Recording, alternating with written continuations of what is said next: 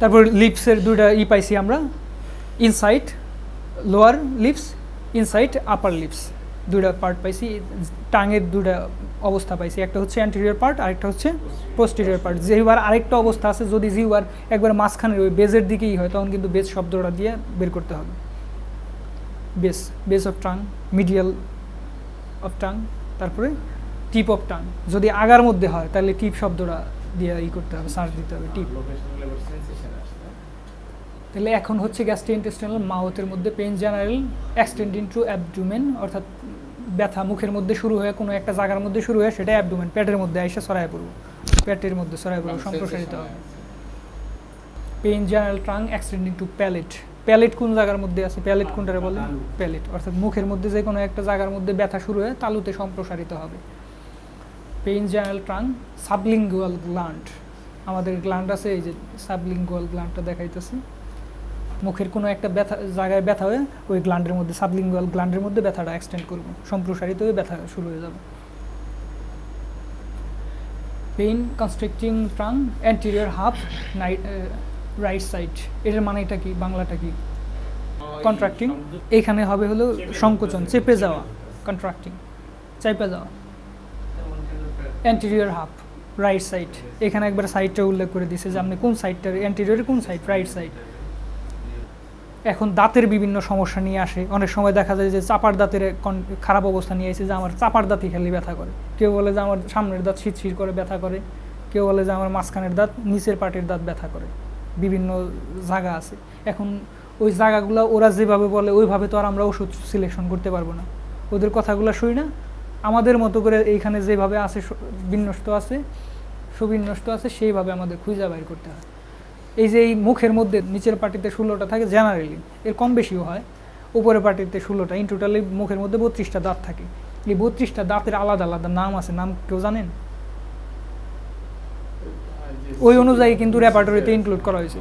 যেহেতু রেপার্টরিতে ইনক্লুড করা হয়েছে অবশ্যই এগুলার ব্যবহার হয়েছে এবং প্রয়োজন দেখা দিছে বইলাই রেপার্টরিতে এরা স্থান লাভ করছে। আচ্ছা, মনে আছে? আচ্ছা আচ্ছা আচ্ছা, এই যে মানুষের যেই থাকে সামনের 4টা দাঁত থাকে, এই চারটা দাঁত আছে, এই 4টার নাম বলা হয় ইনসিসর। ইনসিসর হচ্ছে 4টা, ইনসিসরের মধ্যে আবার পার্ট আছে 1 2 3 4, এই 4টা দাঁতের বলা হয় ইনসিসর। ইনসিসরের মধ্যে এটা হচ্ছে মিডিয়াল ইনসিসর, এটা হচ্ছে ল্যাটারাল ইনসিসর। তাহলে 4টা দাঁত, 8টার মধ্যে উপরে 16টার মধ্যে 4টা কি ইনসিসর। তারপরে যে এইটা আছে দাঁতটা আছে ওটার কি বলে? তারপরের একটা, হ্যাঁ ক্যানিন বলে, CANIN, ক্যানিন বা কাসপিট, ওটার আরেকটা নাম আছে কাসপিট, ক্যানিন বা কাসপিট রেপার্টরিতে আছে। হ্যাঁ হ্যাঁ, তারপরের দাঁতটা, তারপরের 2টা দাঁত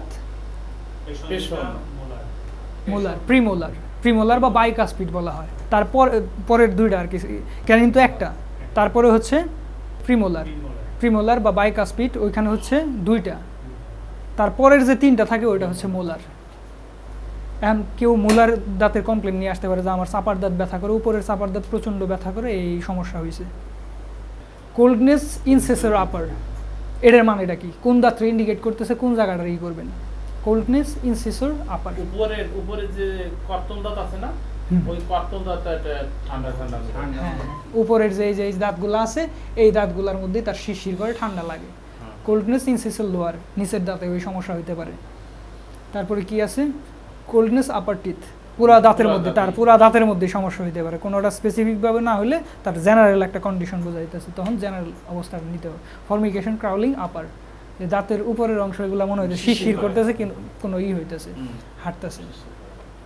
তারপর looseness of molars, bicuspid, upper lift, এটা কি? আপার লিফট কোন দাঁতগুলার করতেছে? উপরের বাম পাশের যে একবারে পিছনের যে ইগুলো আছে, 3টা দাঁত আছে মোলার, ওই লাস্টের 3টা দাঁত হচ্ছে মোলার। এই সাইডেও মোলার, ওই সাইডেও মোলার, 3 3 6টা। ওই লেফট সাইডে একবারে এই যে সাইডে বাম সাইডে উপরের যে ইগুলো আছে, লাস্টের 3টা দাঁত আছে, এই দাঁতের মধ্যে কি হইতেছে? লুজনেস, মনে হয় যে দাঁত খুলে পড়ে যায় বোগা, নড়ে, এই ধরনের একটা অবস্থা তৈরি হয়। Pain general alternating upper and lower, তার পেনটা কী করে অল্টারনেট করে, কোনো সময় উপরের দাঁত ব্যথা করতেছে, কোনো সময় নিচের দাঁত ব্যথা করতেছে এরকম। তারপরে pain journal extending to maxillary bone. Maxillary bone কোনটা? দাঁতের মধ্যে ব্যথা শুরু হয়, ওটা এক্সটেন্ড করে, সম্প্রসারিত হয়ে ম্যাক্সিলারি বোনের মধ্যে যায়। নিচের চোয়াল, ম্যাক্সিলারি, লোয়ার জ, এই যে এই হাড়টা ম্যাক্সিলারি বোন পর্যন্ত যায়। দাঁতের মধ্যে ব্যথা হয়ে ওটা এক্সটেন্ডিং করে চোয়ালের মধ্যে চলে যাবে। তারপরে pain journal extending to occiput. Occiput region কোনটু? হ্যাঁ, ওই যে মাথার যে পিছনে থাকে অক্সিপিটাল, অক্সিপোর্ট। ব্যথাটা দাঁতের মধ্যে শুরু হয়ে মাথার পিছন দিকে যাব।